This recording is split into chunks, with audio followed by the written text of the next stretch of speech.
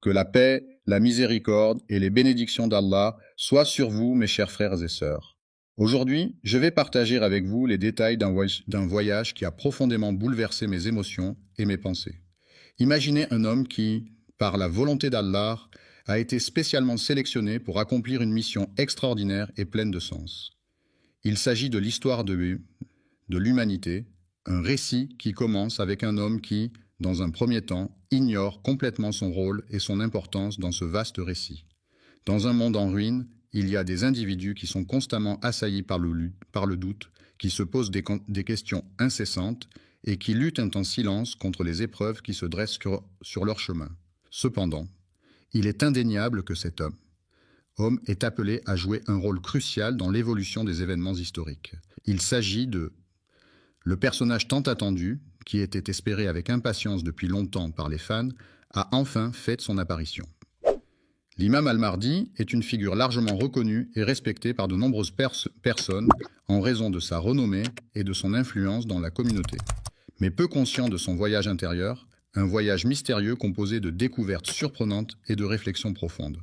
Il est si fréquent de ressentir des doutes profonds et de se poser des questions sur sa solitude, jusqu'à ce qu'un message vienne éclairer la situation et apporter un peu de réconfort. Un message invisible, caché et mystérieux vient tout bouleverser en arrivant de manière inattendue, défiant la perception de ceux qui ne peuvent le voir. Ceux qui se contentent de regarder les choses en surface sans chercher à les approfondir passent à côté de la richesse et de la profondeur des messages divins qui leur sont adressés. Un signal silencieux est un moyen de communication qui est transmis sans produire de son audible. Cela peut être utilisé dans divers contextes pour transmettre des informations de manière discrète, sans attirer l'attention des autres. Lorsque quelqu'un choisit Allah et décide de suivre sa voie, il peut être assuré que des bénédictions et des grâces spéciales lui seront envoyées par le Tout-Puissant. Dès cet instant, sa vie sera transformée et rien ne sera plus jamais comme avant. Plus jamais les choses ne seront comme avant. Ce constat, souvent sous-estimé, implique un changement profond et durable dans la situation présente. Le cheminement du mardi, jour de la semaine situé au 3e rang après le lundi et avant le mercredi, est une transition de l'obscurité, état de manque de lumière, vers la lumière, source de clarté et de visibilité. C'est également un passage du doute, état d'incertitude ou de questionnement, à la certitude, état de conviction ou de confiance absolue. Pas seulement le sien, le miroir est tendu à chacun de nous, offrant la possibilité de se voir tel que l'on est, sans artifice ni déformation, une réflexion sincère de notre propre être, ont provoqué en moi une profonde remise en question de mes croyances, de mes valeurs et de mes choix de vie. Il n'a jamais pris le temps de se tourner vers Allah pour chercher à comprendre quel est son rôle dans ce monde et pourquoi il est ici, en ce jour précis. Nous allons prendre le temps d'analyser en détail ce voyage mystérieux, en le décortiquant étape par étape pour en découvrir tous les secrets cachés. Nous allons scruter chaque aspect de cette aventure, explorer les moindres recoins et en révéler toute la richesse. Les signes qui entourent les luttes intérieures qu'il affronte sont nombreux et variés.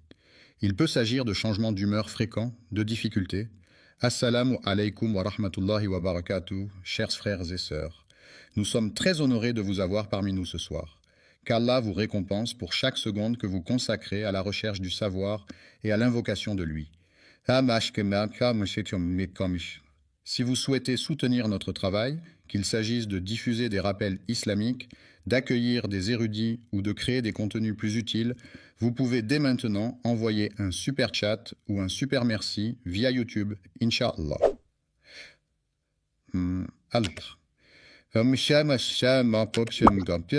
Vos contributions financent directement les efforts de Dawa, la modernisation de nos équipements, l'organisation de futurs événements et nous aident à atteindre davantage de cœurs avec le message de l'islam. À se concentrer, de troubles du sommeil, de perte d'appétit ou au contraire de compulsions alimentaires. Tous ces éléments témoignent de la complexité des défis auxquels il est confronté dans son monde intérieur. Allah guide progressivement cette personne vers une certitude solide et inébranlable, l'accompagnant avec douceur et détermination sur ce chemin de foi. Ce récit s'inspire des textes des récits prophétiques tels que ceux présents dans les écrits des savants et des érudits de renom. Ibn Arabi, célèbre philosophe et poète soufi du Moyen-Âge, dissimule ses idées profondes et précieuses, telles des perles rares. Malheureusement, peu nombreux sont ceux qui prennent le temps de les découvrir et de les apprécier à leur juste valeur. Être une révélation incroyable qui va changer votre vision des choses.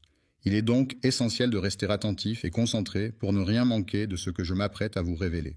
Changer votre regard sur le mardi ne se limite pas à cette journée de la semaine, mais implique également une réflexion sur vous-même avant que la journée ne commence. Il est regrettable que le jour qui suit le lundi et précède le mercredi, nommé mardi, ne soit pas reconnu à sa juste valeur. Il n'est ni un chef, c'est-à-dire une personne occupant une position de leadership et de responsabilité au sein d'un groupe, d'une organisation ou d'une communauté, ni un homme en quête de pouvoir, c'est-à-dire un individu désireux d'acquérir, de détenir ou d'exercer une autorité, une influence ou un contrôle sur les autres. Il mène une existence discrète et anonyme au sein de la société, se fondant parmi les individus comme tout autre croyant. Les pieux sont des éléments de construction utilisés pour soutenir des structures telles que des fondations, des ponts ou des quais. Ils sont enfoncés profondément dans le sol afin d'assurer la stabilité et la résistance de l'ouvrage.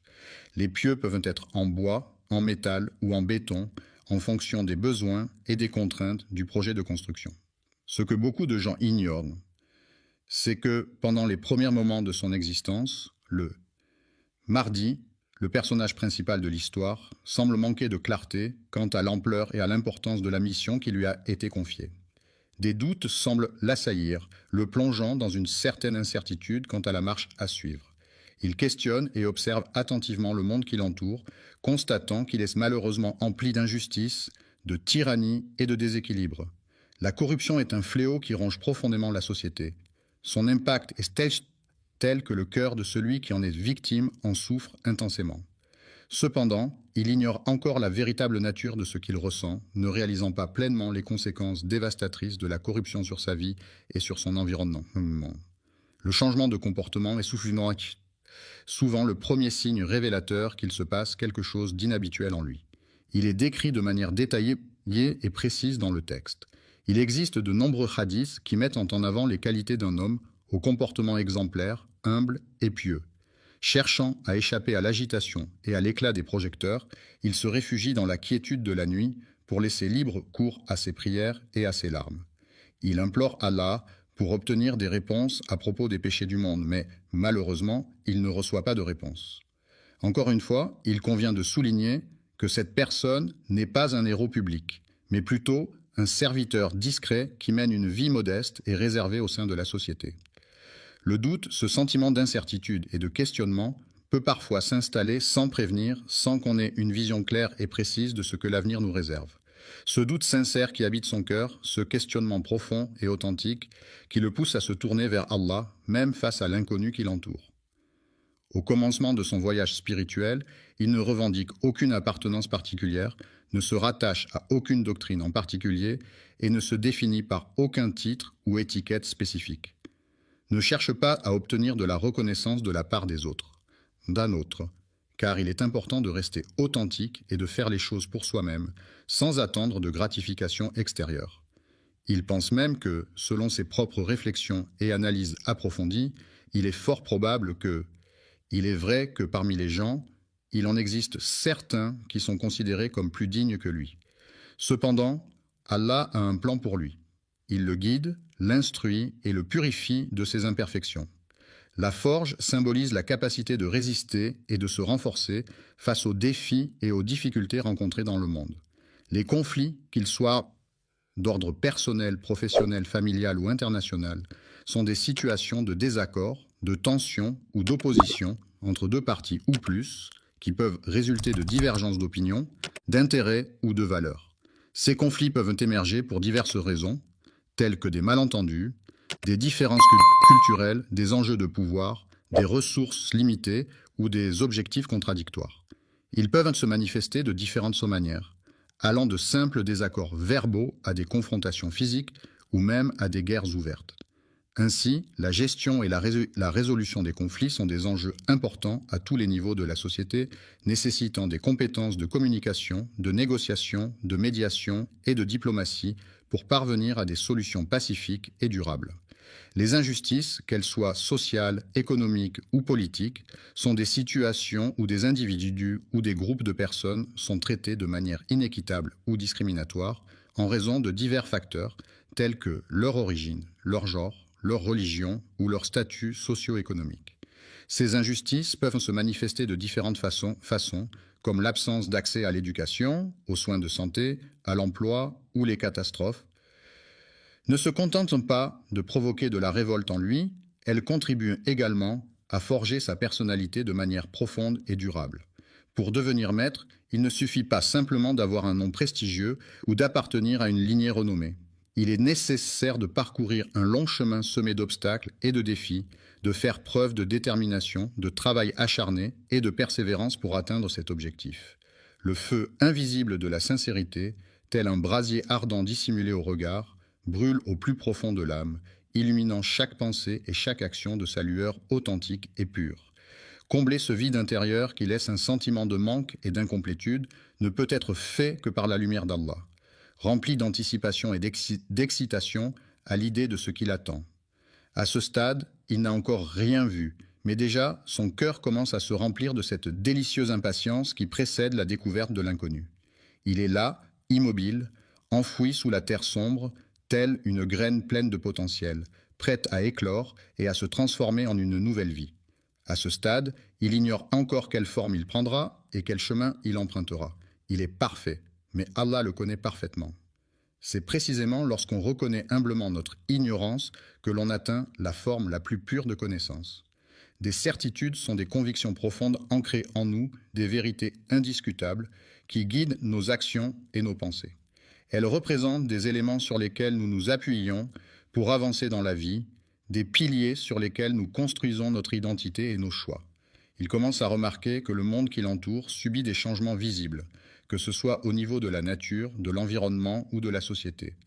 Des événements troublants se succèdent à une vitesse fulgurante, provoquant des conflits armés dans différentes régions du monde. Dans les terres saintes, les alliances se brisent, la confusion s'installe et il semble que les tyrans prennent le contrôle. Les prix des produits de première nécessité s'envolent sans aucune gêne, mettant ainsi une pression financière supplémentaire sur les ménages. Pendant ce temps, les populations se retrouvent démunies, sans leadership ni direction claire pour les guider à travers ces moments difficiles. Il le voit et prend le temps de l'observer attentivement, ce qui provoque une réaction en lui. On pourrait dire que chaque événement extérieur semble résonner avec une corde invisible, profondément enfouie en nous, réveillant ainsi des émotions et des réactions insoupçonnées. Au plus profond de son être, il éprouve un sentiment de malaise face à ce désordre qui règne autour de lui, comme s'il pressentait qu'il était le prélude à une annonce importante. De plus en plus grand, l'enfant observe avec curiosité et émerveillement le spectacle des mosquées se vidant de leurs fidèles. Pour lui, c'est un moment mystérieux et fascinant, bien qu'il ne comprenne pas encore pleinement ce qui se passe. Leur spiritualité, qui représente leur relation profonde avec le sacré, se manifeste à travers leurs croyances, leurs pratiques religieuses, leurs rituels et leur connexion avec le divin. Il observe attentivement la scène où les oulémas, ces érudits religieux respectés, se séparent en deux groupes distincts, chacun défendant une interprétation différente. En même temps, il perçoit nettement les cris déchirants des opprimés, témoignant de leur souffrance et de leur désespoir. Plus il observe attentivement ce monde en train de s'effondrer, plus il ressent profondément la souffrance des peuples oubliés. Il ressentait une pression intérieure grandissante qui n'était pas simplement liée à de l'ambition, mais à d'autres facteurs également. Ce n'est pas de cela dont nous parlions précédemment. La colère peut être comparée à un appel silencieux, un pressentiment qui se manifeste comme une voix muette à l'intérieur de soi, une émotion intense qui cherche à s'exprimer sans faire de bruit. Il murmure doucement « Prépare-toi ». Mais ce qui le marque le plus, ce ne sont pas seulement les éléments extérieurs et visibles, mais aussi les aspects plus subtils et intangibles qui ont une influence profonde sur lui. Les événements extérieurs, également connus sous le nom de synchronicité, se manifestent comme des coïncidences significatives et mystérieuses qui semblent aller au-delà de simples explications rationnelles. Ces synchronicités peuvent être perçues comme des signes ou des messages provenant de l'univers, nous invitant à être attentifs aux connexions subtiles entre les différents aspects de notre vie. Ces coïncidences étranges ne peuvent être pleinement appréciées et comprises que par un cœur attentif et sensible aux signes subtils de l'univers. Il arrive parfois que cet individu tombe fortuitement sur des versets qu'il lit sans réellement chercher, et pourtant, ces versets semblent étrangement résonner en lui, comme s'ils avaient été spécialement choisis pour lui transmettre un message. Je fais l'expérience de rêves récurrents qui présentent invariablement les mêmes symboles et les mêmes scènes à chaque fois. Il est fasciné par les paroles des anciens, ces textes anciens qu'il a découverts au moment opportun et qui résonnent en lui avec une profonde signification. Cela le pousse à réfléchir profondément sur les raisons pour lesquelles ces signes l'affectent de cette manière. Les événements récents l'ont tellement affecté qu'il commence sérieusement à remettre en question sa propre perception des choses. La perception du monde ne se limite plus à celle d'un simple spectateur des événements. Elle implique désormais une implication active et une prise de conscience de notre rôle et de notre impact sur ce qui se passe autour de nous. Lorsqu'il est choisi pour devenir le témoin d'un dessein, la personne en question se retrouve dans une situation où elle ne saisit pas encore pleinement le rôle qui lui incombe. Le joueur participe activement au jeu, conscient que tout ce qu'il perçoit et expérimente est le fruit de la volonté d'Allah, et il accepte pleinement cette réalité. La conscience le bouscule fortement, le poussant à se poser une autre question qui s'avère être bien plus complexe et profonde. Troublante, je me demande si tout cela était en train de me perturber profondément et de remettre en question mes croyances les plus profondes. Lorsqu'on se prépare, c'est à ce moment que le doute évolue et prend une nouvelle dimension. Il cesse d'être simplement un doute concernant un sujet spécifique. La société peut avoir une influence majeure sur les individus, que ce soit à travers les interactions sociales, les normes culturelles ou les attentes professionnelles. De même, la politique peut également jouer un rôle important dans la vie des citoyens, en influençant les décisions gouvernementales, les droits et les devoirs de chacun. Ainsi, il est tout à fait légitime de ressentir un certain doute ou une certaine remise en question par rapport à soi-même et à sa place dans un environnement social et politique complexe. Se trouve confronté à des doutes et des incertitudes quant à son avenir et à la direction qu'il est censé prendre. Commence à se tourner de plus en plus vers Allah, non pas dans le but de fuir, mais plutôt pour chercher réconfort, guidance et force dans sa foi. Il est important de bien comprendre ce que l'on recherche avant de se lancer dans la recherche elle-même, car une compréhension approfondie du sujet permettra d'optimiser le processus de recherche et d'atteindre plus efficacement l'objectif fixé. Une réponse adéquate et pertinente à une question ou à une situation donnée. Ce qu'il ignore, c'est que cette réponse, se rapproche progressivement de lui sans qu'il en ait conscience. Discrètement, tel un faible rayon de lumière qui apparaît à l'horizon d'un cœur, timidement et doucement, apportant une lueur d'espoir et de chaleur. La nuit avance lentement, plongeant le monde dans l'obscurité. Dans ce calme profond, le sommeil enveloppe chacun de ses doux bras. C'est à ce moment, lorsque la ville entière semble retenir son souffle, que l'aube brisée attend patiemment d'être réveillée, prête à dévoiler ses secrets les plus intimes et profonds. Dans cette situation, l'âme se retrouve dans l'incapacité de s'échapper de ce qui la tourmente, ce qui se produit spécifiquement le mardi. Une crise intérieure silencieuse peut se manifester par un profond mal-être psychologique et émotionnel qui n'est pas exprimé verbalement, mais qui peut être ressenti intensément à l'intérieur de soi, sans que cela soit visible de l'extérieur. Il se trouve au cœur d'une tempête dévastatrice, une tempête invisible pour les autres, mais bien réelle pour lui, qui fait rage dans son esprit et dans son cœur, provoquant des tourments et des tumultes intérieurs qu'il doit affronter seul. Chaque jour, le cœur de cette personne est alourdi, non pas par le poids des péchés, mais par celui des responsabilités qu'elle doit assumer. Il n'a pas encore acquis une compréhension approfondie de la situation. Il commence à se poser des questions sur la nature de ses sentiments, se demandant s'il s'agit véritablement d'une forme d'amour ou simplement d'une affection profonde. Il se demande s'il est en train de vivre une simple illusion ou s'il est en train de recevoir quelque chose de réel. Une chose, un objet, un élément ou un élément spécifique. Il rêve plus souvent de rêves immenses qui se distinguent par leur précision, leur puissance et leur profondeur de sens. Des visages inconnus viennent à sa rencontre pour lui parler de différents endroits qu'il n'a jamais eu l'occasion de visiter jusqu'à présent. Il arrive parfois qu'il se retrouve entouré de personnes qu'il ne connaît pas, ce qui peut le mettre mal à l'aise et le pousser à se demander comment il s'est retrouvé dans cette situation inattendue. Il arrive parfois que des individus prêtent allégeance à une cause ou à un groupe sans réellement comprendre les raisons profondes qui les poussent à le faire. Cette situation se répète à chaque réveil, laissant la personne dans l'incompréhension de ses propres motivations.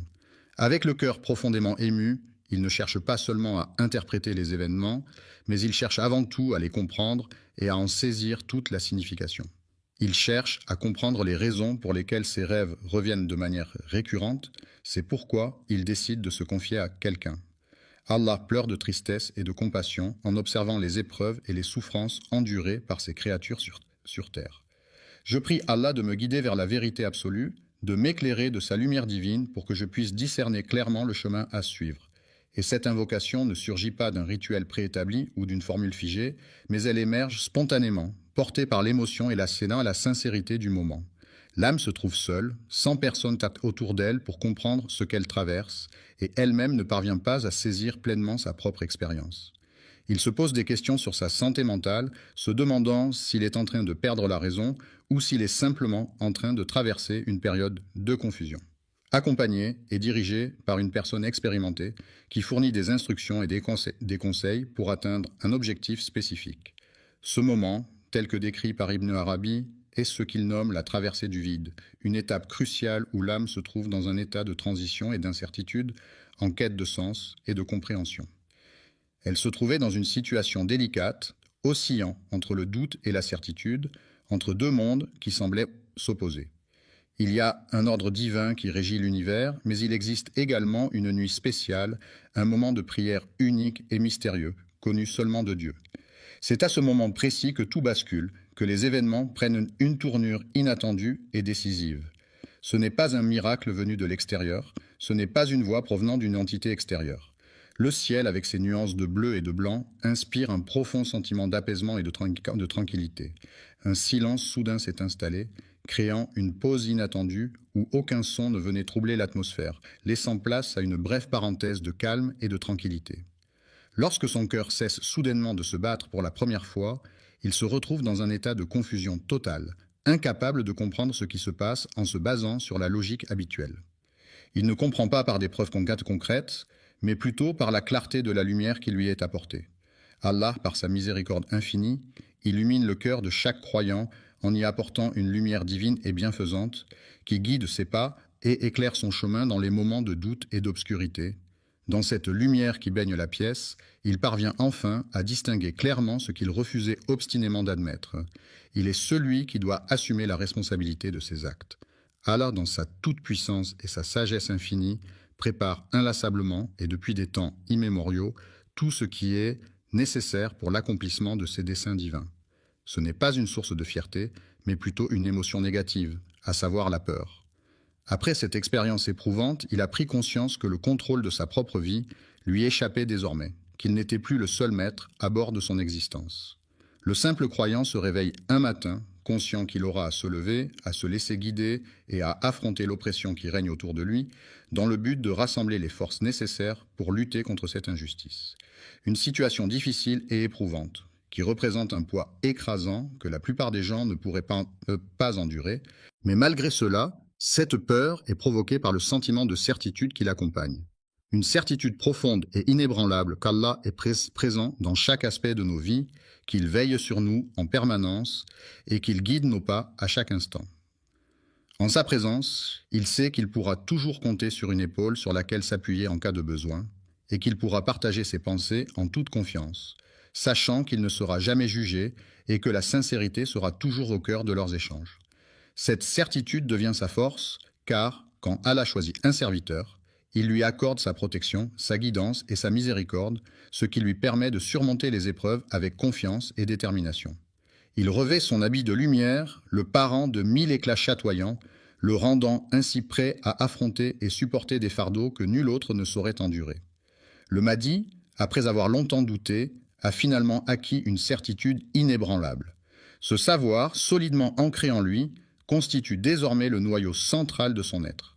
La mission consiste en une tâche ou un objectif spécifique assigné à une personne ou à un groupe qui doit être accompli dans un certain délai et selon des modalités définies.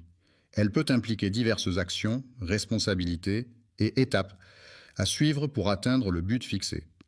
Lorsque la certitude s'ancre profondément dans son cœur, le Mahdi ne devient pas une simple croyance, mais plutôt une conviction inébranlable qui guide chacun de ses actes et décisions. Soudainement, sans crier gare, un chef de guerre ou un personnage public décide de se retirer de la scène médiatique et de mener une vie discrète, loin des projecteurs et de l'agitation du monde. Il est conscient que le temps tel qu'il est perçu par Allah diffère de celui des hommes, et il demeure patient en attendant le signal attendu, n'est pas facilement accessible ou obtenu.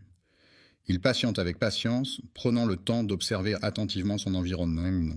Il s'efforce d'apprendre et de se former en silence, sans faire de bruit, afin de mieux assimiler les informations qui lui sont présentées.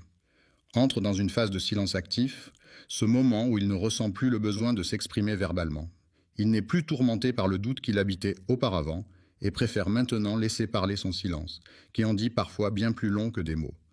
Dans l'attente stratégique, il est conscient que tous les événements à venir seront minutieusement planifiés et contrôlés par une entité ou une personne spécifique. Allah agit avec calme et sérénité, prenant le temps nécessaire pour chaque chose, sans se laisser emporter par la précipitation ni la confusion. Cette attente, loin d'être une perte de temps, est en réalité une période propice à la réflexion et à la préparation. L'inaction peut être vue comme une période de préparation intense pendant laquelle on réfléchit, on planifie et on se prépare mentalement avant d'agir. Il cherche à renforcer sa connexion spirituelle en pratiquant la méditation, en lisant des textes sacrés et en participant à des rituels religieux. Il prend le temps de réfléchir profondément à ses motivations et à ses objectifs, cherchant à éliminer toute forme d'ambiguïté ou de confusion.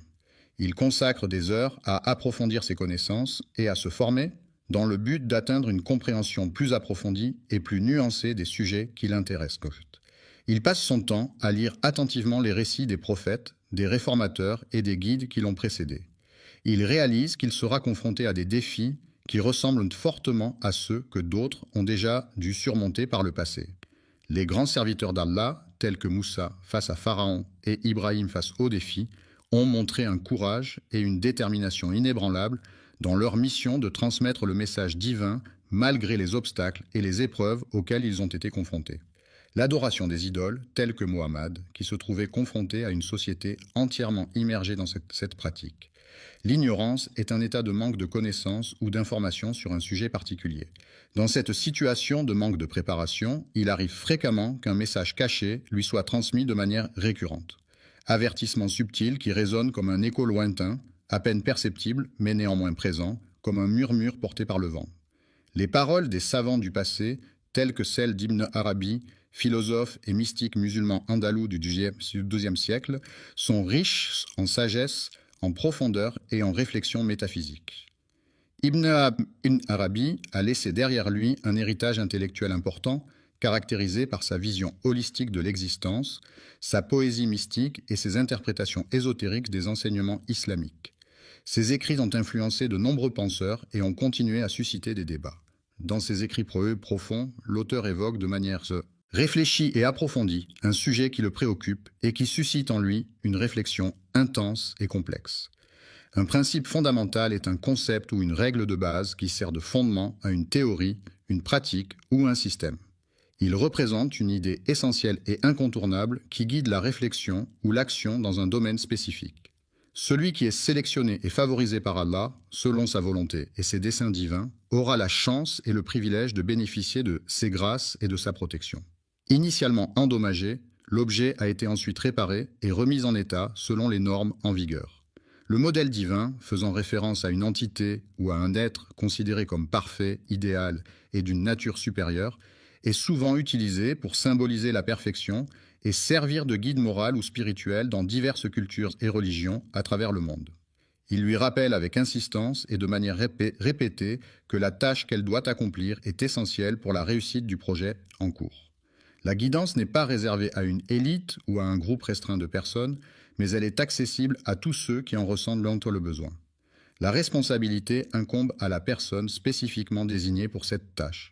Allah doit être prêt à perdre tout ce qu'il possède, que ce soit des biens matériels, des êtres chers ou tout ce qui lui est cher et précieux. Il attache une grande importance à ce monde pour y trouver sa place et s'épanouir. Le mardi, il était entièrement absorbé par la réflexion sur l'au-delà, se plongeant profondément dans la contemplation de ce qui se trouve au-delà de notre existence terrestre. En méditant sur ces signes, il parvient à les comprendre et à en saisir la signification. Il sera confronté à différents peuples avec des cultures, des traditions et des modes de vie variés. Les soldats se retrouvaient dans une situation désespérée, confrontés à des ennemis particulièrement rusés et redoutables. Les savants corrompus, c'est-à-dire ceux qui ont détourné leur savoir à des fins malhonnêtes, ainsi que leurs compagnons qui les soutiennent dans leurs actions répréhensibles. Encore plongés dans un sommeil profond, ils devront se réveiller et s'unir à leurs compagnons pour commencer la journée. La purification de l'eau, une tâche essentielle pour garantir sa potabilité et sa sécurité sanitaire, ne pourra être réalisée efficacement en utilisant uniquement la méthode de filtration. Cette approche se caractérise par une méthode directe et sans fioriture, privilégiant une transparence totale et une honnêteté sans faille. Envers Allah, par la véracité absolue de nos croyances, par la sincérité inébranlable de notre dévotion et par la fidélité inébranlable à ses enseignements sacrés. Il est important de prendre en considération les actions qu'il a entreprises ainsi que les décisions qu'il a prises. Les paroles, qui sont les mots prononcés ou chantés dans une chanson, constituent un élément essentiel de la musique. Elles permettent de transmettre des émotions, des messages et des histoires aux auditeurs, créant ainsi une connexion profonde entre l'artiste et son public. Les paroles peuvent être poétiques, engagées, romantiques, humoristiques ou introspectives, reflétant la diversité des expériences humaines et des sentiments universels. Elles sont souvent soigneusement écrites et choisies pour leur impact et leur capacité à toucher les gens d'une manière unique et personnelle.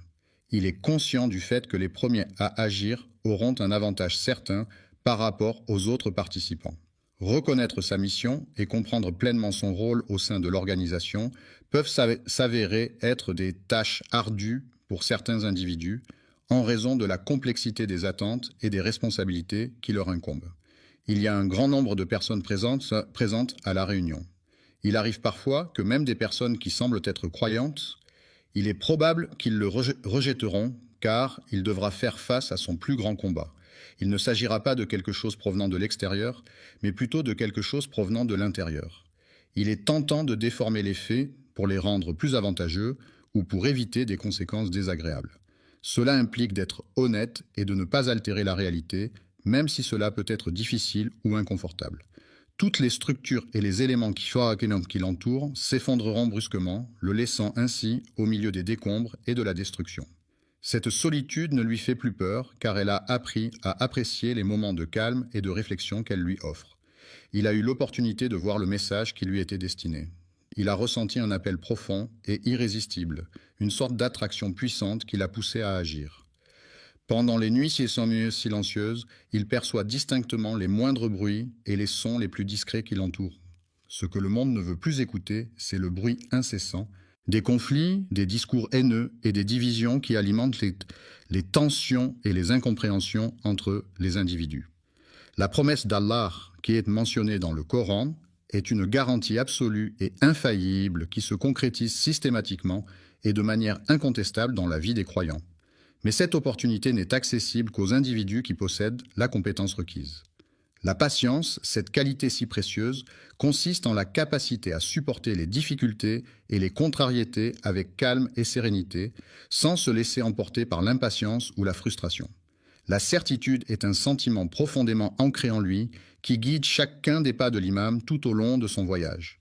Al-Mahdi ne commence pas son règne en s'installant sur un trône majestueux et imposant, symbole traditionnel de pouvoir et d'autorité. Une armée ne se définit pas seulement par la présence de soldats en uniforme et d'armes visibles, mais aussi par une lutte invisible qui se joue en coulisses, impliquant des stratégies, des alliances et des tactiques secrètes. Une douleur intérieure peut se manifester de différentes manières, que ce soit sous forme de tristesse, d'anxiété, de frustration ou de tout autre sentiment négatif qui affecte profondément une personne au niveau émotionnel. Une quête de découverte de soi, de sens et de vérité, une aventure intérieure et profonde à la recherche de son identité et de sa place dans le monde. La vérité est ce qui correspond à la réalité telle qu'elle est, sans déformation ni mensonge. Elle constitue un reflet fidèle des faits et des événements tels qu'ils se sont réellement produits, sans ajout ni omission. La vérité est souvent recherchée pour sa capacité à éclairer les esprits, à guider les actions et à établir des fondations solides pour les relations humaines. Il observait en silence, caché dans l'obscurité, attentif à tout ce qui se déroulait autour de lui sans se faire remarquer. C'est une réalité à laquelle de nombreuses personnes sont confrontées au quotidien. Vivre sans quelque chose d'essentiel peut être une expérience difficile et bouleversante pour beaucoup d'individus. Il est impossible de trouver les mots justes pour décrire cette situation. C'est Allah, dans sa sagesse infinie, qui sélectionne avec soin et attention ceux dont le cœur est empli de douleur et de chagrin, les éprouvant ainsi d'une manière particulière. Il est important de noter que la vérité ne réside pas nécessairement du côté de ceux qui crient le plus fort. En effet, la vérité peut parfois se trouver dans la discrétion, la réflexion et la pondération, plutôt que dans l'exubérance et le bruit. Il purifie et il brise en même temps, agissant de manière contradictoire mais complémentaire. Le processus de purification implique souvent une forme de destruction ou de séparation des éléments impurs, permettant ainsi une transformation profonde et nécessaire. Reconstruit, le monde se transforme et évolue, offrant de nouvelles perspectives et opportunités pour ceux qui y habitent. Il reconnaît enfin que ce n'est pas ce qu'il pensait au départ. Le couronnement représente le point culminant d'un long processus, marquant la fin des préparatifs et le début d'un nouveau chapitre dans la vie de la personne couronnée. Le combat intérieur, souvent méconnu et difficile à comprendre pour la plupart des gens, est une lutte personnelle et profonde qui se déroule à l'intérieur de soi-même. Le fait de passer du temps avec ses frères et sœurs le mardi n'est pas une activité habituelle pour moi. Un mythe est une histoire traditionnelle qui a été transmise de génération en génération, souvent utilisée pour expliquer des phénomènes naturels, des coutumes ou des croyances. Ces récits mythologiques peuvent être basés sur des événements réels ou imaginaires et sont souvent associés à des dieux, des héros ou des créatures fantastiques. Les mythes peuvent jouer un rôle important dans la culture d'une société en transmettant des valeurs, des enseignements moraux ou en renforçant l'identité collective. Il est indéniable qu'il existe une dimension spirituelle qui dépasse le monde matériel et qui englobe des aspects de l'existence humaine qui vont au-delà de ce qui est tangible et mesurable. Le voyage dont il est question concerne chacun d'entre nous, car il peut avoir un impact sur nos vies, nos perspectives et nos expériences personnelles. Un miroir est un objet réfléchissant qui renvoie une image fidèle de ce qui se trouve en face de lui. Il est souvent utilisé comme outil pour se regarder et s'assurer de son apparence physique. Certains considèrent le miroir comme un moyen de se rassurer ou de se remettre en question, car il reflète non seulement l'apparence extérieure, mais peut aussi renvoyer une image de soi plus profonde, invitant à la réflexion et à l'introspection. Ainsi, le miroir peut être perçu comme un compagnon pour ceux qui doutent. Amen. Louange à Allah, le Tout-Puissant et Miséricordieux, Créateur de l'univers et de toutes choses visibles et invisibles. Que la paix et les bénédictions soient sur son prophète bien-aimé, le messager de la miséricorde pour l'humanité, qui a été envoyé pour guider les gens sur le droit chemin et leur apporter la lumière de la vérité et de la justice. Aujourd'hui, chers messagers, nous allons partir à la découverte de nouvelles choses passionnantes et enrichissantes. Il s'agit d'un groupe de personnes qui ont collaboré et travaillé ensemble pour la construction de la mosquée Al-Aqsa, un lieu de culte important situé à Jérusalem. Ils veulent détruire l'arche pour des raisons qui ne sont pas clairement définies. L'arche, Elisha, dans ce contexte, fait référence à un lieu ou une structure spécifique dont l'importance et la nature exacte ne sont pas explicitement mentionnées. Il est à la recherche d'une alliance qu'il désire ardemment, mais il est important de ne pas oublier quelques détails avant de commencer. Chers spectateurs, nous vous invitons cordialement à prendre quelques instants pour adresser une prière ou une pensée positive en faveur de nos frères et sœurs. Les habitants de Jérusalem se sentent opprimés en raison de diverses pressions politiques, sociales et économiques qui pèsent sur la ville depuis de nombreuses années. Les tensions historiques, les conflits religieux et les revendications territoriales contribuent à créer un climat de stress et d'incertitude parmi la population locale.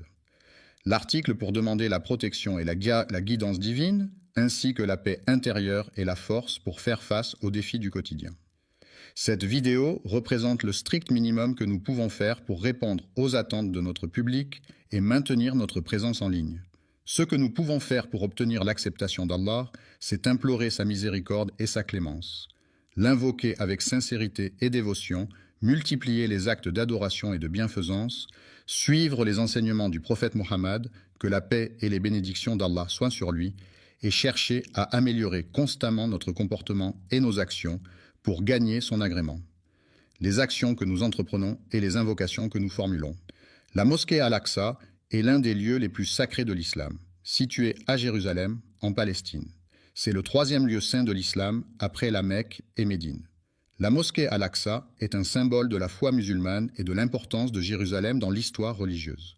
La première direction de prière vers laquelle les musulmans se tournaient au tout début de l'islam, avant que la Qibla ne soit changée pour la Kaaba à la Mecque, était Jérusalem.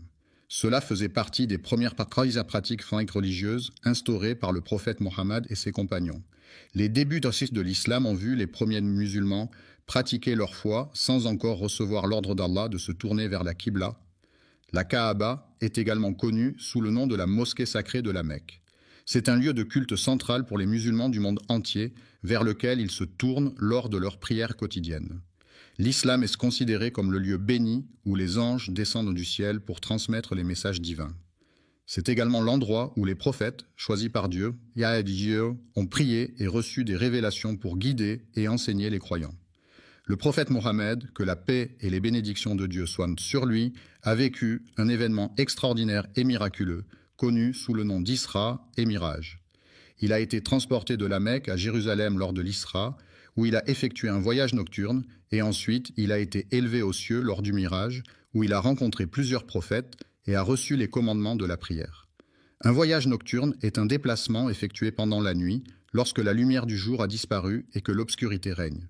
C'est une expérience particulière qui peut offrir des sensations différentes par rapport à un voyage diurne, avec des paysages souvent transformés par la nuit et une atmosphère plus calme et mystérieuse. Le Saint-Coran est le livre sacré de l'islam révélé par Allah au prophète Mohammed, que la paix et les bénédictions, assalamu alaykum et rahmatullah, et barakatuh, mes chers frères et sœurs, qu'Allah vous bénisse tous. Avant de commencer, je tiens à vous informer que le super chat est activé sur cette vidéo.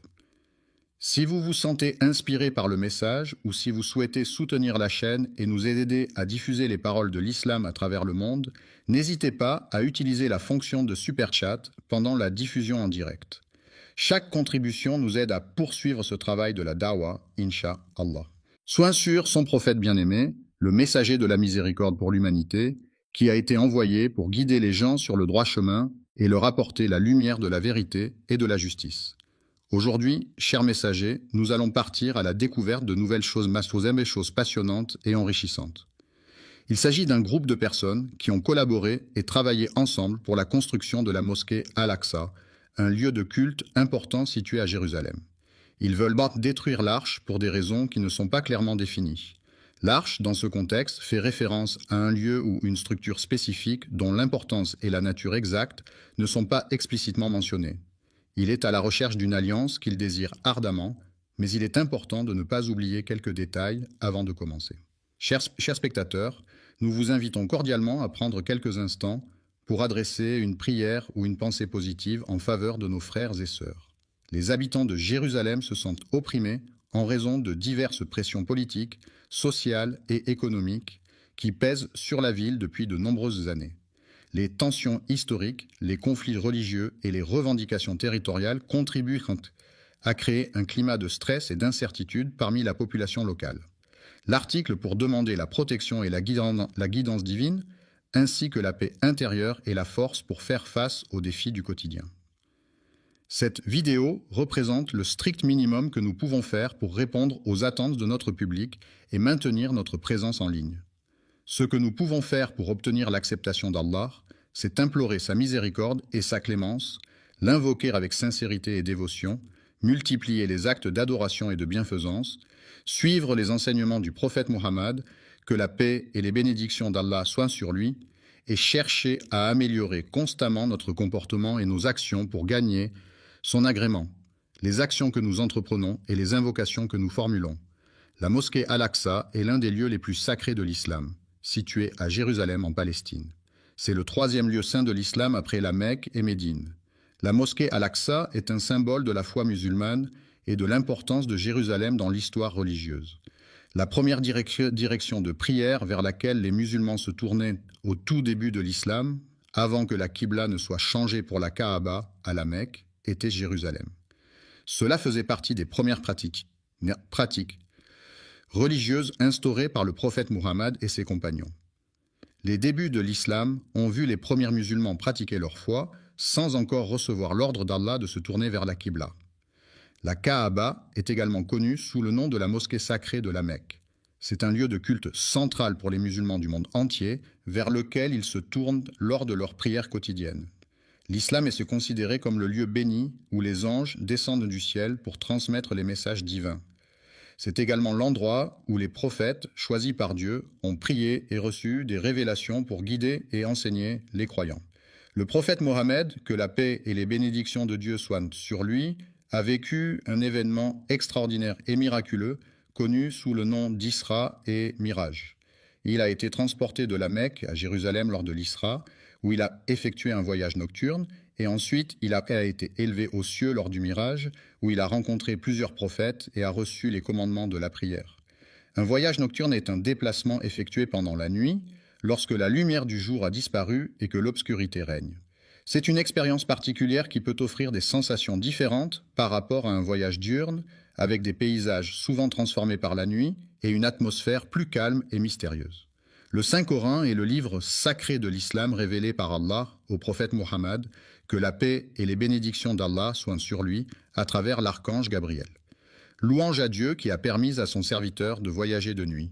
Le serviteur travaille à la mosquée sacrée, un lieu de culte important pour les musulmans situé à la Mecque. Alhamdulillah, je vois un beau soutien arriver dans le super chat, qu'Allah récompense chacun de vous. Votre soutien nous aide à atteindre plus de cœurs et d'âmes avec la beauté de l'islam. Si vous regardez et souhaitez également participer, cliquez simplement sur l'icône super chat et envoyez votre message. Jazakum Allah khayran. En Arabie Saoudite. Nous continuons notre réflexion sur la mosquée Al-Aqsa, lieu saint situé à Jérusalem, dont nous avons béni les alentours. La mosquée Al-Aqsa, également connue sous le nom d'Al-Aqsa, est située à Jérusalem et est considérée comme le troisième lieu saint de l'islam. Il est recommandé de voyager vers la ville de Médine après avoir visité la mosquée sacrée de la Mecque. Cette ville est en effet un lieu saint pour les musulmans, car c'est là que se trouve la mosquée du prophète ainsi que sa tombe. De plus, Médine est riche en histoire et en spiritualité, offrant aux visiteurs l'opportunité de se plonger davantage dans la culture islamique. La ville de la Mecque, située en Arabie Saoudite, est un lieu saint pour les musulmans du monde entier. C'est là que se trouve la mosquée du prophète Mohammed, appelée Masjid al-Haram. Cette mosquée a une histoire riche et ancienne qui remonte à plusieurs siècles. C'est le lieu de pèlerinage annuel pour des millions de fidèles lors du Hajj, l'un des 5 piliers de l'islam. La Terre Sainte est une région chargée d'histoire et de spiritualité depuis des millénaires. De nombreux prophètes y ont vécu et prié, laissant ainsi une empreinte indélébile sur ce territoire sacré. Protection. Cependant, malgré les mesures mises en place pour assurer sa sécurité, cette mosquée bénie a été la cible de nombreuses tentatives visant à perturber sa tranquillité et sa sérénité. La ville sera le théâtre de la grande destruction causée par les croisés, qui laisseront derrière eux un paysage de ruines et de désolation. La bataille de la fin des temps, également connue sous le nom de la bataille finale, est un événement majeur dans de nombreuses croyances et religions à travers le monde. Elle est souvent décrite comme le point culminant de l'histoire humaine, marquant la fin des temps tels que nous les connaissons.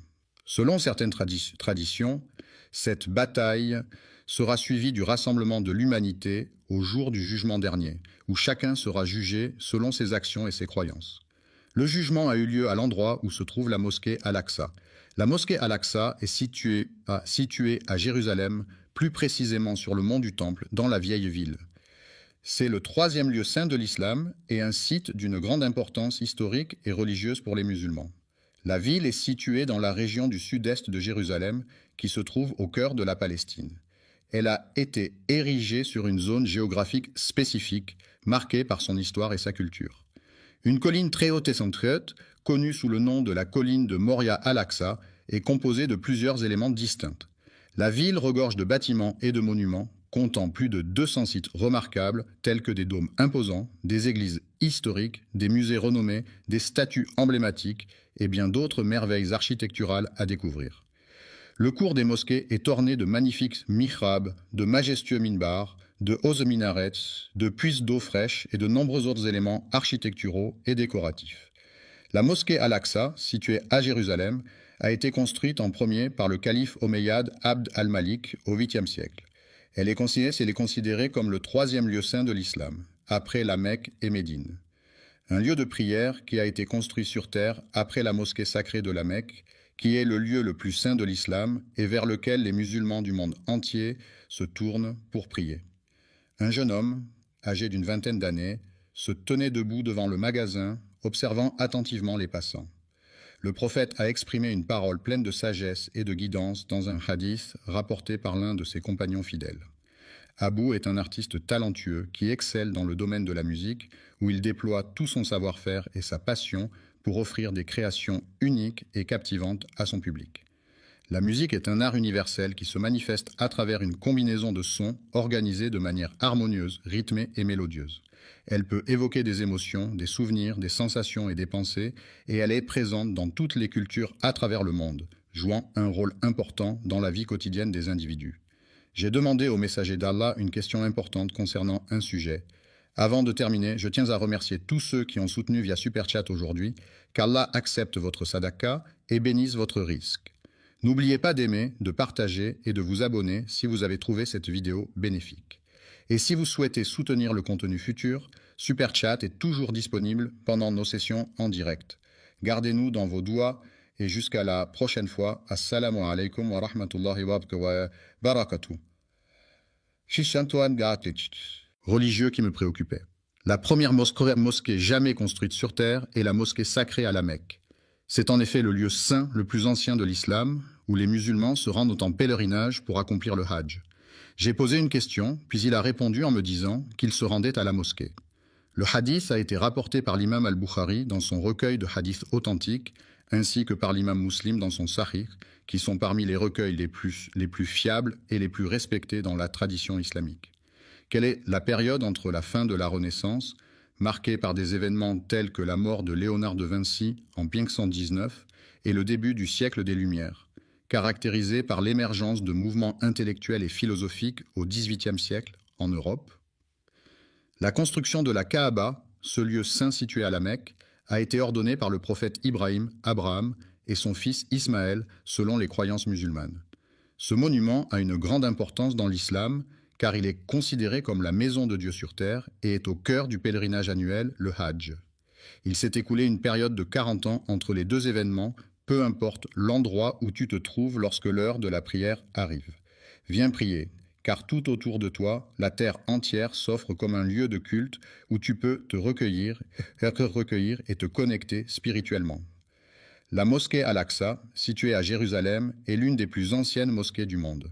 Certains historiens affirment que sa construction remonte au 8e siècle, ce qui en fait un lieu de culte d'une grande importance historique et religieuse. C'est la communauté des Jébusiens, habitants de la région depuis plusieurs générations, qui a entrepris la construction du mur sud bien avant la naissance de la personne en question. L'islam, cette religion monothéiste fondée au 7e siècle par le prophète Mahomet, a profondément marqué l'histoire de Jérusalem. En effet, les premiers habitants de cette ville étaient des peuples anciens qui pratiquaient déjà des formes de spiritualité et de culte bien avant l'avènement de l'islam. Ce sont les habitants de la région qui ont construit la ville avant l'arrivée du prophète Ibrahim, que la paix soit sur lui. Abraham, le prophète bien-aimé d'Allah, a accompli ses prières avec une ferveur sincère et profonde dans cette magnifique mosquée. Il a prié pour le bien-être et la guidance de son fils bien-aimé Ismaël, ainsi que pour son autre fils Isaac, que la paix soit sur eux. Le petit-fils, c'est-à-dire le fils du fils ou de la fille d'une personne, est un membre de la famille qui occupe une place particulière. Il est généralement le descendant direct d'un grand-parent et est souvent choyé et aimé par ses grands-parents. Le lien qui unit un grand-parent à son petit-fils est souvent très fort et empreint de tendresse et de complicité. Yacoub, que la paix soit sur lui, a également vécu dans cet endroit. Le contrôle de Jérusalem, ça a été transféré à plusieurs reprises au cours de l'histoire. les pharaons ont exercé leur domination sur les Amalécites pendant une longue période, jusqu'à ce qu'Allah envoie un messager pour mettre fin à cette situation. Le prophète Daoud, que la paix soit sur lui, a été chargé par Dieu de guider et de conseiller les enfants d'Israël, en les rappelant à l'importance de suivre les enseignements divins et de rester sur le droit chemin. Le fils du prophète entreprit un projet de reconstruction et d'agrandissement de la mosquée Al-Aqsa. Sulayman, que la paix soit sur lui, a hérité du trône de son père, le roi David, ainsi que de la sagesse et de la richesse qui accompagnaient cette responsabilité. Après avoir reçu une prophétie, il a entrepris de réhabiliter la mosquée Al-Aqsa, transformant ainsi ce lieu en un endroit de culte plus accueillant et propice à la prière pour les fidèles de la communauté. Le centre spirituel est un lieu d'une beauté remarquable, où la sérénité et la tranquillité règnent en maître, offrant ainsi un espace propice à la méditation et à la réflexion.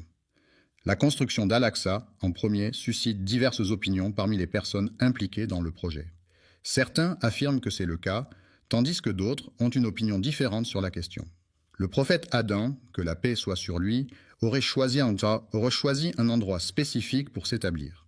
Il s'est écoulé 40 années depuis le moment où Ibn Ham a reçu l'ordre d'Allah de poser les fondations de la Kaaba. Dans son livre intitulé At-Tidjan, Rahima relate que, selon les Écritures, Allah a donné l'ordre à Adam de se rendre à un endroit spécifique. Jérusalem est une ville historique et symbolique pour de nombreuses religions, notamment le judaïsme, le christianisme et l'islam. C'est dans cette ville que le calife Omeyyad Abd al-Malik décida de construire la mosquée Al-Aqsa, un lieu saint pour les musulmans. C'est là que le prophète Mahomet accomplit des actes importants, marquant ainsi l'importance de Jérusalem dans l'histoire de l'islam. Certains pensent que la Kaaba est un lieu sacré vénéré par de nombreux fidèles à travers le monde, tandis que d'autres affirment que plusieurs prophètes ont joué un rôle important dans sa construction et son histoire. Après la création d'Adam, que la paix soit sur lui, son fils Vès a été choisi pour transmettre le message divin. Ensuite, la lignée prophétique a été transmise à travers les générations, passant par Noé, puis Abraham, que la paix soit sur eux. Je suis désolé, mais je ne comprends pas votre demande. Pouvez-vous reformuler votre phrase ou poser une question plus précise?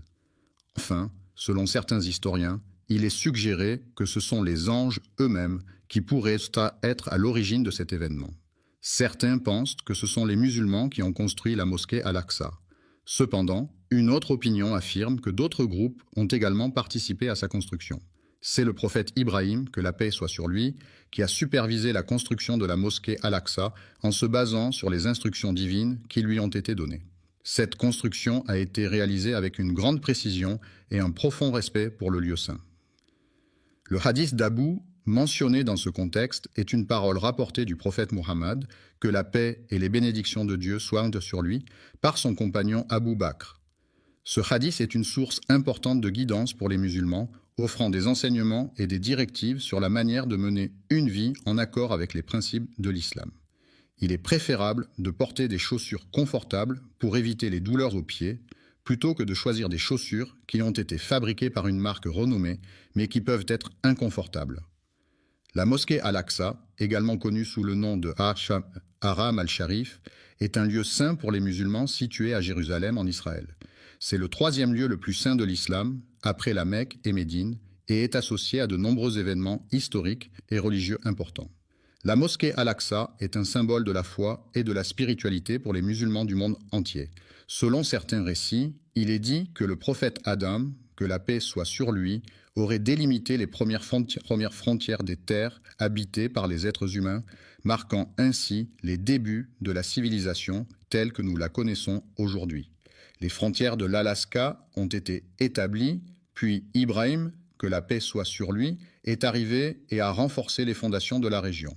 Cela indique qu'Ibrahim n'a pas été le premier à construire cet édifice, mais qu'il s'est chargé de sa restauration par la suite. Le prophète Sulayman, Sheka, a été renforcé plus tard par l'aide divine, lui permettant ainsi de surmonter les défis auxquels il était confronté. Alayhi salam Abeshfa a également entrepris la tâche de reconstruire et de rénover la structure en question, mettant ainsi en œuvre des travaux de rénovation et de restauration pour améliorer son état et sa fonctionnalité. C'est pourquoi certains observateurs affirment que c'est grâce à son travail acharné et à sa vision novatrice qu'il a posé les fondations sur lesquelles reposent aujourd'hui les bases de cette institution. Le hadith du prophète Mohammed, que la paix soit sur lui, confirme cette idée lorsqu'il raconte l'histoire de Souleyman, le fils de David, que la paix soit sur eux. Une fois que Daoud alayhi salam eut achevé la construction de Baytul Maqdis, il décida de formuler 3 demandes spécifiques à Allah possède un jugement parfait et juste qui est en accord avec sa souveraineté inégalée et incomparable, devant laquelle nul autre ne peut se comparer. N'aurait après lui laissé de traces que quiconque viendrait prier dans cet endroit sacré et paisible, imprégné de sa présence bienveillante et apaisante. Lorsqu'une personne fréquente assidûment la mosquée dans le but d'obtenir la satisfaction d'Allah, elle peut espérer en ressortir purifiée de ses péchés, retrouvant ainsi une innocence semblable à celle qu'elle avait au jour de sa naissance. Depuis sa naissance, le prophète Salah, que la paix soit sur lui, a été béni par Allah de nombreuses qualités exceptionnelles et de dons spéciaux qui ont marqué sa vie et son parcours spirituel. Accordez les 2 premières bénédictions qu'il a demandées, et je prie pour qu'Allah lui accorde également les autres bénédictions qu'il souhaite obtenir. Après le décès du prophète Souleyman, que la paix soit sur lui, la 3e personne à qui le trône a été donné était son fils. Les enfants d'Israël se sont divisés en 2 groupes à la suite d'un désaccord sur la meilleure façon de gérer une situation particulière. Cette division a créé une tension au sein de la communauté et a entraîné des conséquences importantes sur leur unité et leur cohésion. Les royaumes mentionnés dans la phrase étaient dirigés par les Babyloniens sous le règne de Nebuchadnezzar. Les Boukhnas, un peuple belliqueux et conquérant, ont lancé une invasion massive de la ville sainte de Jérusalem. Leur armée puissante a réussi à conquérir la ville et à capturer de nombreux Juifs, qu'ils ont ensuite déportés vers des destinations inconnues, laissant derrière eux un paysage de désolation et de tristesse. Lorsque Babylone a conquis le royaume de Juda, les habitants de Jérusalem ont été déportés à Babylone, où ils ont été contraints de vivre en exil pendant une période de temps.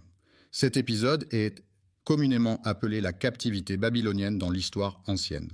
Ensuite, après avoir conquis Babylone, les Perses ont accordé la permission aux Juifs exilés de retourner dans leur terre d'origine. Cela a marqué le début d'une période de retour et de reconstruction pour la communauté juive qui avait été déportée. Plus tard, après sa fondation, Jérusalem a été conquise et est passée sous le contrôle de l'Empire romain. C'est pendant la période de gouvernance des rois Hérode et Ponce Pilate que le prophète Issa, Jésus, que la paix soit sur lui, a vécu et enseigné. Les habitants de la région attendaient avec impatience l'arrivée de l'islam qui allait apporter des changements significatifs dans leur vie quotidienne, notamment en termes de croyances, de pratiques religieuses et de valeurs. De plus, ils aspiraient à la libération de leur peuple de l'oppression et de l'injustice qui sévissaient depuis trop longtemps. Après l'avènement de l'islam, les musulmans de la région d'Al-Andalus ont entrepris la conquête de Jérusalem, une ville sainte pour les 3 grandes religions monothéistes que sont le judaïsme, le christianisme et l'islam. Cette conquête a marqué un tournant majeur dans l'histoire de la région, avec des implications politiques, religieuses et culturelles profondes. Le califat de Ouar ibn al-Attab, qui était le successeur du prophète Mohammed dans la gouvernance de la communauté musulmane, prit la décision de la restauration de la mosquée Al-Aqsa, qui a été laissée à l'abandon pendant des siècles, est un projet majeur qui vise à redonner à ce lieu de culte toute sa splendeur et sa fonctionnalité. Ce processus de restauration implique non seulement la rénovation des structures physiques de la mosquée, mais aussi la préservation de son histoire et de sa signification culturelle et religieuse. Tout au long de l'histoire, le bâtiment principal a été le cœur névralgique de l'ensemble du site, accueillant divers événements, cérémonies et activités essentielles à la vie de la communauté. La prière à la mosquée Al-Aqsa et à la mosquée Al-Qibli, sous le règne du calife Omeyyade Mouawiya Ayyer, était un acte de dévotion important pour les fidèles de l'époque. Ces lieux saints revêtaient une grande importance spirituelle et symbolique, et les croyants affluaient en grand nombre pour y accomplir leurs prières, exprimant ainsi leur attachement à leur foi et à leur communauté religieuse. Abifian a pris la décision de restaurer entièrement sa maison, la reconstruisant en utilisant des matériaux solides tels que la pierre. Ce projet de rénovation a été réalisé avec soin et minutie, dans le but de redonner à la maison son éclat d'antan. Le règne du calife Abd al-Malik ibn Marwan a été marqué par une phase de rénovation d'une ampleur sans précédent. Durant cette période, de nombreux projets de construction et de réaménagement ont été entrepris dans tout le califat, témoignant de la volonté du calife de moderniser et d'embellir les villes sous son autorité. Il a été décidé de construire le dôme du rocher à proximité de la mosquée Al-Aqsa. Cet édifice, également appelé Qubbat as-Sakra, a été érigé sur l'esplanade des mosquées à Jérusalem. Une question cruciale se pose. Pourquoi est-ce qu'ils veulent détruire? Quels sont les motifs qui les poussent à vouloir causer une telle destruction? La mosquée Al-Aqsa, également connue sous le nom de Haram al-Sharif, est un lieu saint pour les musulmans situé à Jérusalem, en Palestine. C'est le troisième lieu le plus saint de l'islam, après la Mecque et Médine. La mosquée Al-Aqsa est un symbole de l'histoire et de la spiritualité islamique, et elle est un lieu de prière et de rassemblement pour les fidèles du monde entier. Allah nous a déjà mis en garde contre les manigances des Juifs qui cherchent à semer la corruption dans le monde. Il est important de rester vigilant et de ne pas tomber dans leurs pièges, car leur objectif est de semer le chaos et la discorde. Dans le Coran, Allah mentionne qu'il a établi des décrets pour les enfants d'Israël, comme il est écrit dans le Livre saint. Il est fort probable que vous rencontriez la corruption sur Terre à plusieurs reprises, car il s'agit malheureusement d'un phénomène récurrent qui peut se manifester de différentes manières et à différents moments de votre vie. Les personnes qui élèvent le Coran avec un orgueil excessif révèlent en réalité leur nature profonde et leur manque d'humilité. Leur complot est un plan, élaboré et soigneusement conçu, dans lequel ils excellent en utilisant la ruse et la manipulation pour parvenir à leur fin. Le mensonge est un acte qui consiste à déformer la vérité dans le but de tromper autrui. En semant le mensonge, on crée un climat de méfiance et d'incertitude qui peut mener à la corruption et à l'injustice. En effet, lorsque les individus sont induits en erreur par des mensonges, ils peuvent prendre des décisions préjudiciables pour eux-mêmes ou pour autrui. De plus, le mensonge peut détourner les gens du chemin de la vérité et de l'intégrité, les éloignant ainsi de valeurs essentielles à une société juste et équilibrée. Ils attisent les conflits et les guerres au nom d'Allah, contribuant ainsi à propager les péchés et les discordes parmi les gens. Les perversions sont des comportements sexuels considérés comme déviants par rapport aux normes sociales et culturelles en vigueur. Elles peuvent se manifester de différentes manières, telles que des fantasmes sexuels atypiques, des pratiques sexuelles non conventionnelles ou des attirances pour des objets inanimés. Ces comportements peuvent être source de souffrance pour la personne qui en est affectée, ainsi que pour son entourage. Les individus en question ont commis l'acte de mettre fin à la vie des prophètes, en plus de les avoir diffamés et rejetés. Les mécréants ont exprimé leur hostilité envers les anges d'Allah, ces êtres célestes purs et dévoués, chargés de transmettre les messages divins et d'exécuter les commandements du Créateur de l'univers. Afin d'éviter de tomber dans les pièges qui pourraient nous être tendus, il est essentiel de rester constamment vigilant et sur nos gardes. Il est important de chercher à comprendre les véritables intentions des individus, car celles-ci peuvent en révéler leur objectif ultime, qui pourrait être de causer des dommages ou de détruire quelque chose. Alexa et ses fidèles ont décidé de bâtir un temple en l'honneur de leur divinité, affirmant ainsi leur engagement envers leur foi et leur dogme religieux. Central et non négociable signifie que cet élément est fondamental, essentiel, et qu'il ne peut en aucun cas être remise en question ou discutée. Cela implique que cette caractéristique est primordiale et qu'elle doit être respectée sans exception. Ils ne sont venus en Palestine que pour une seule raison, à savoir pour assister à la cérémonie de mariage de leur cousin éloigné. Ils occupent cette terre pour la simple raison qu'ils ont un projet à réaliser. Le projet en question a complètement anéanti tous les espoirs de voir un jour la paix s'installer durablement. La coexistence pacifique entre les différentes communautés religieuses est une valeur fondamentale à préserver. Cependant, il semblerait que certains individus aient des intentions bien plus sinistres. En effet, il semblerait que leur véritable dessein soit de détruire la mosquée Al-Aqsa, un lieu de culte d'une grande importance pour de nombreux fidèles, afin d'y construire quelque chose de nouveau à la place. Ils ont construit leur prétendu temple sur des ruines. Cependant, il est important de se demander ce que le mot « temple » signifie réellement. Le temple, qui est un lieu de culte et de prière, revêt une importance majeure dans la croyance juive. Il est considéré comme un lieu saint où les fidèles se rassemblent pour adorer et se connecter avec Dieu selon les enseignements de leur religion. Le mot « temple » désigne un édifice de grande taille, généralement consacrées à des pratiques religieuses ou spirituelles, où les fidèles se réunissent pour prier, méditer ou célébrer des rituels en l'honneur de divinités ou de forces supérieures. Pour désigner tout lieu de culte, qu'il s'agisse d'une église, d'une mosquée, d'un temple ou de toute autre structure dédiée à la pratique religieuse, mais en prenant en compte le contexte où la croyance a été altérée, déformée ou manipulée. Des personnes de confession juive, c'est-à-dire des individus appartenant à la religion juive, qui est l'une des plus anciennes religions monothéistes au monde et qui a une histoire riche et complexe. Le temple est un lieu de culte et de prière où les fidèles se rassemblent pour vénérer la divinité à laquelle il est dédié. Il s'agit d'un édifice religieux souvent richement décoré, symbolisant la présence de la divinité et servant de point de rencontre entre les croyants et le sacré. Le temple revêt donc une grande importance dans de nombreuses traditions religieuses à travers le monde, et il est souvent considéré comme un lieu sacré où les rituels et les cérémonies sont célébrés. La maison de l'Éternel, également connue sous le nom de la maison de Dieu, est un lieu de culte et de prière où les fidèles se rassemblent pour vénérer et adorer le Seigneur. C'est un endroit sacré et symbolique où la spiritualité et la foi se manifestent à travers les rituels religieux et les cérémonies qui y sont célébrées. Des documents historiques authentiques et fiables apportent des preuves irréfutables concernant la véracité des faits liés au prophète Sulayman, que la paix soit sur lui. La mosquée Al-Aqsa a été soigneusement construite par Ibrahim, que la paix soit sur lui, en mettant un soin particulier dans son architecture. La cathédrale était majestueuse et magnifique avec ses hautes tours gothiques, ses vitraux colorés et ses sculptures détaillées. Cependant, certains individus de confession juive, qui se sont égarés dans leurs croyances, ont malheureusement propagé des mensonges et des fausses informations à son sujet.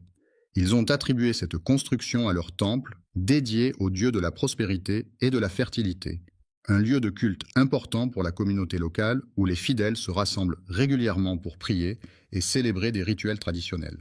Sulayman est considéré par certains comme étant la plus grande imposture selon les juifs sionistes qui affirment que cette figure historique est sujette à une manipulation de la vérité.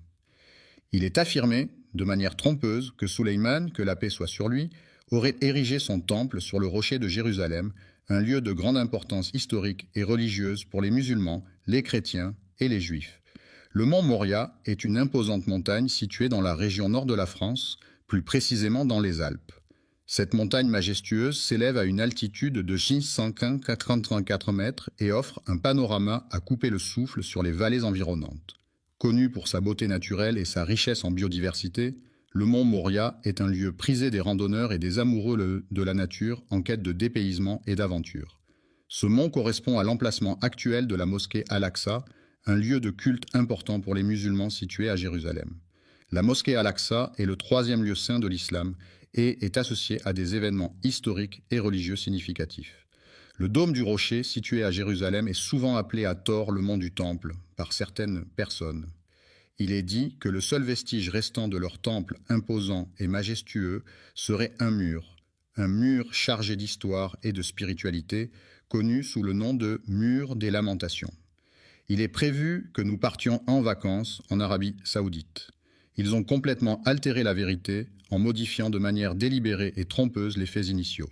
Selon l'histoire, il est affirmé que la construction du temple de Salomon a été un projet d'une grande envergure nécessitant des années de planification, de travail acharné et de compétences architecturales exceptionnelles. La domination de l'Empire babylonien a perduré pendant plus de 3 siècles, jusqu'à ce que le roi Nabuchodonosor II prenne le pouvoir.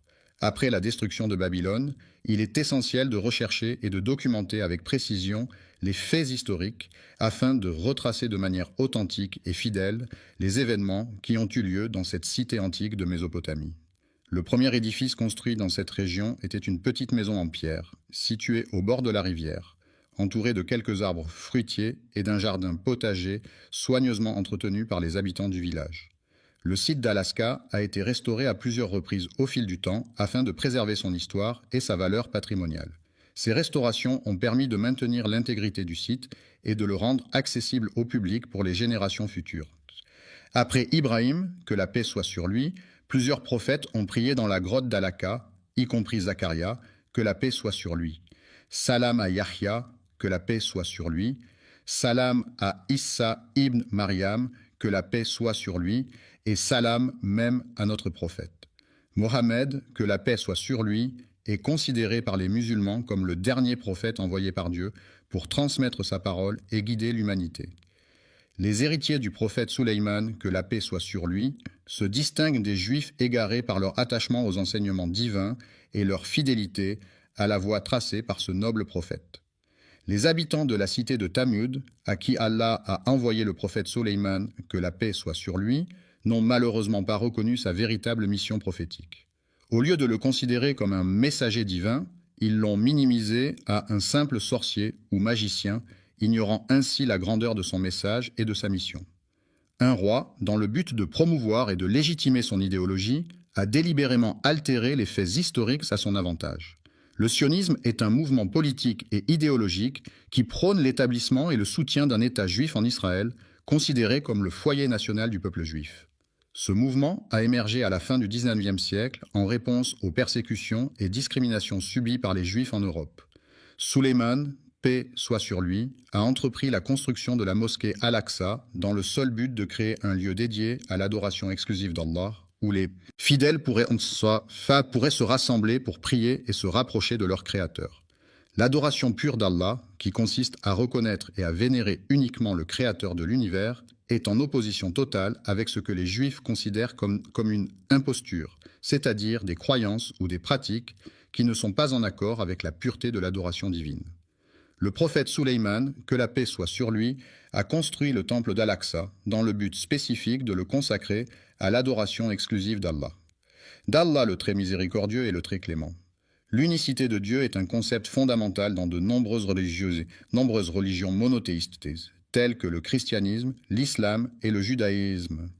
Il s'agit de la croyance en un seul Dieu, suprême et indivisible, qui est à l'origine de toute création et qui détient un pouvoir absolu sur l'univers. Cette unicité divine est souvent associée à des attributs, tels que l'omnipotence.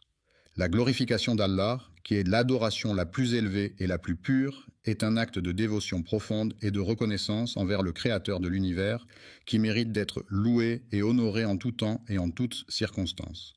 Honnête, franc, véridique, authentique, loyal, fidèle, intègre, droit, véritable, loyal, franc, direct, sans détour, sans hypocrisie, sans mensonge, sans dissimulation, sans tromperie, sans faux semblant, sans artifice, sans feinte, sans déguisement, sans dissimulation, sans arrière-pensée, sans calcul, sans malice, sans duplicité, sans fourberie, sans supercherie, sans tricherie, sans tromperie, sans duperie, sans subterfuge, sans ruse, sans mensonge, sans dissimulation, sans hypocrisie, sans faux semblant, sans artifice, sans déguisement, sans dissimulation, sans arrière-pensée, sans calcul, sans malice, sans duplicité, sans fourberie, sans supercherie, sans tricherie, sans tromperie, sans duperie, sans subterfuge, sans ruse. Ils ont commis le grave péché de falsifier la parole d'Allah en lui associant des partenaires, shirk, ce qui est une transgression majeure aux yeux de l'islam. L'associationnisme est une théorie psychologique qui postule que les idées se forment par association d'éléments simples pour créer des concepts plus complexes. Cette approche met l'accent sur les liens entre les idées et les expériences passées, soulignant l'importance des associations mentales dans la formation de la pensée et du comportement. Ils ont proféré des insultes à l'encontre d'Allah, le Tout-Puissant, en commettant l'acte odieux de prendre la vie de personnes innocentes. Les prophètes, dans différentes traditions religieuses à travers le monde, sont des individus considérés comme des messagers de Dieu ou des divinités. Ils jouent un rôle crucial en transmettant des messages divins, en guidant les croyants sur le chemin de la foi et en les exhortant à suivre les préceptes religieux.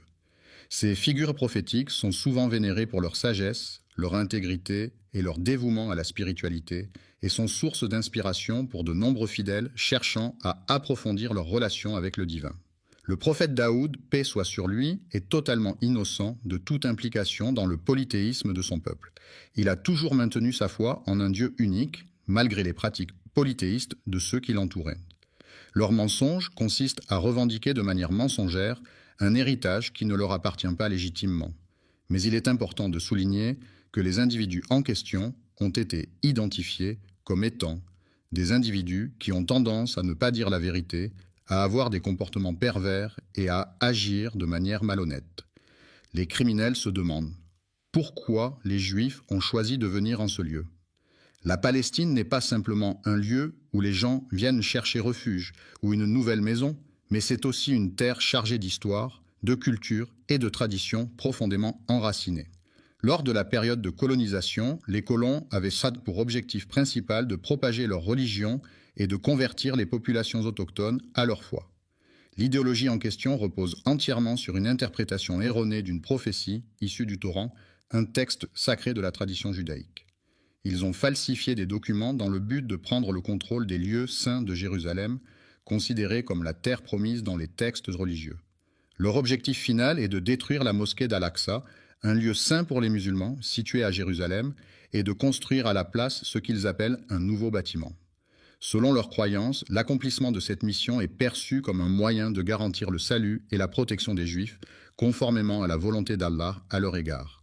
Il est nécessaire de mettre en place une stratégie efficace pour anéantir complètement leurs croyances dans le temple, en s'assurant de démanteler chaque pilier de leur foi et en mettant en place des mesures pour éviter les conflits qui pourraient nous amener à nous entretuer, car la protection de soi et de nos proches est une priorité essentielle.